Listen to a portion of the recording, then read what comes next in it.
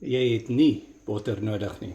Dikbodem, stainless steel pan, windgedroogde biltong, brisket vet, biltongstukkies en 'n paar waterdruppels, rookwarm, dikbodem, stainless steel pan.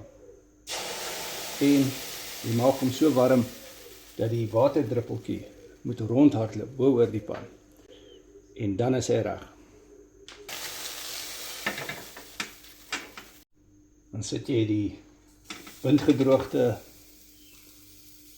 sirloin steak in die pan. Hierdie gaan ek nou nie insit nie. Hulle is presies 'n dag in die biltongkas en lekker uitgekom. Maar hierdie gaan ek net paar keer omdraai. Hy gaan nie eens vas sit nie.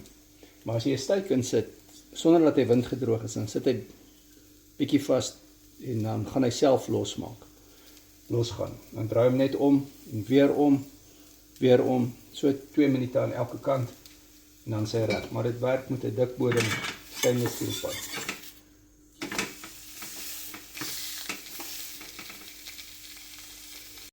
Hierdie biltong is bietjie, maar dis hoekom ek daardie brisket vet by sit. En nou gaan ons sien hoe lekker lyk hy.